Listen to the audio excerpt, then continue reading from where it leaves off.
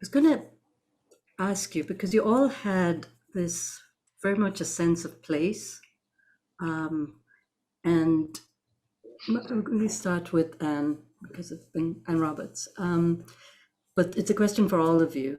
How does the place that you are have does it have a strong effect on your series, your books? How does it affect you?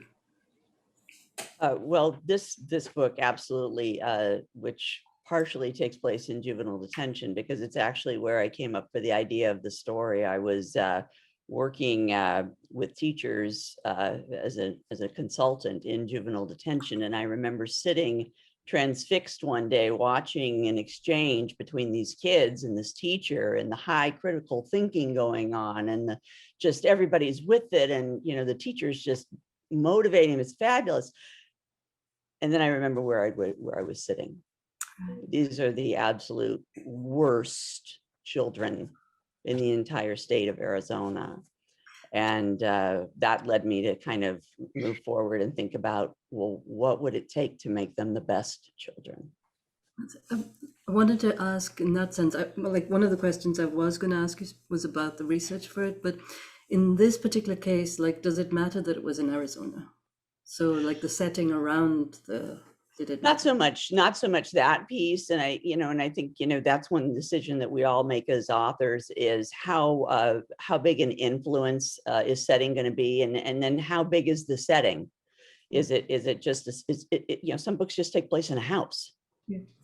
and it's that's a choice you make, I think, with the piece of your story.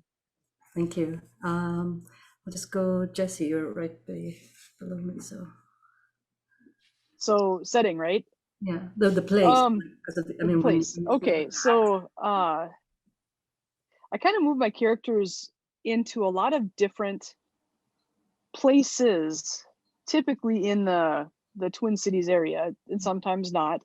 But I almost feel like wherever they go, I kind of make it their own place. I kind of turn it into a Shea and Company place, like the airplane. And I think that by doing that, it keeps the characters interesting and it keeps the setting interesting. And I try to do stuff that's a little bit off the wall. Take them to places like casket factories or a closed up hockey arena, that kind of stuff. And I think even a house can be made interesting if the author takes it and molds it to fit their characters. And I love doing that. It's a lot of fun. And the geographical location, that like the cities, or like, does that have a real influence on? It does to me, in that people love to read familiar stuff. So I like to incorporate a lot of stuff that's real, a lot of places that uh, are memorable and interesting, and um, especially from the folks who are from here, they really like that a lot. But I think you can do that, from whatever location you're at. And my last book, Quest for Redemption, actually took place mostly in New York City. And I've spent some time in New York City and I really love it there.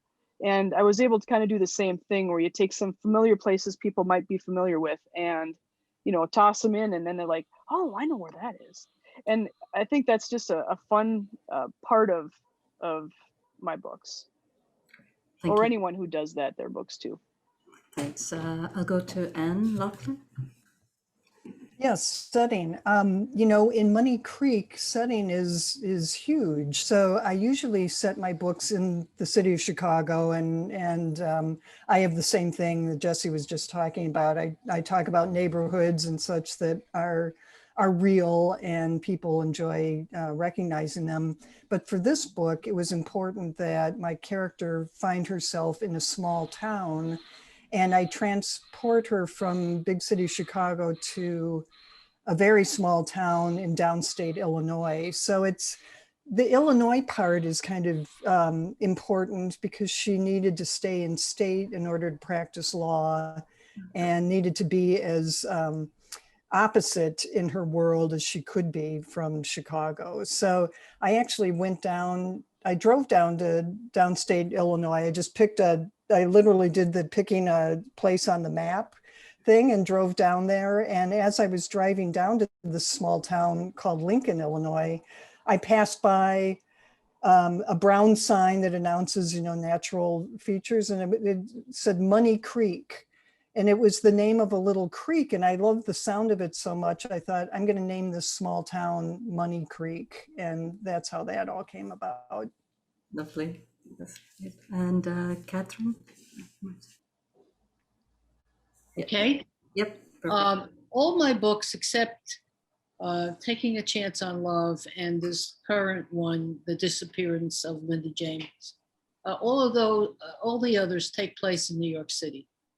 And actually, almost all the short stories I've written take place in New York City. It's where I live and I love it. And so I hopefully bring in a taste of the city for people. These books, when I wrote Taking a Chance on Love, I wanted it to be a smaller place. I was writing about a small town police officer, Quincy. And so I went to Hackensack, New Jersey, which is where I was born and grew up, which is about 8 miles from where I'm sitting right now. And so that's where it takes place. And I think in that one, I also, since I'm familiar with Hackensack, I brought a lot of what's there into the book, but a lot of it takes place, a lot of this one takes place in a house, although it actually, Lindy goes as far as Arizona, so it's going to be a little different. Thank you. I'll ask Jane. I don't live in Santa Barbara, but I was lucky enough to spend a lot of time there because my in-laws had a house there. And I kind of fell in love with the city. It's a very unique city. It's very touristy, and yet it's very hometown. And they have a myriad problems there that create interesting situations for my character. In the first book, she dealt with the California Coastal Commission, because Santa Barbara, being a coastal town, if you're doing any building along the coast, you have to get the Coastal Commission involved, and that created a wonderful conflict in that book. And in this book, she's on the city council, and we're going to be talking about a biotech company that's moving into the city and the impact that has on the city. So I just find that it has a very rich soup of possibilities for Kate and for the future. And it's a great town. Okay, thank you. And Judy? Well, for me, as Jesse and a few of the others mentioned, readers like to read in things that they'll recognize. So I set book 1 is in the Twin Cities. Book 2 will be partly in the Twin Cities. And then for those of you in Minnesota who might be familiar, a lot of it will take place up along the North Shore in a couple of small towns up that way.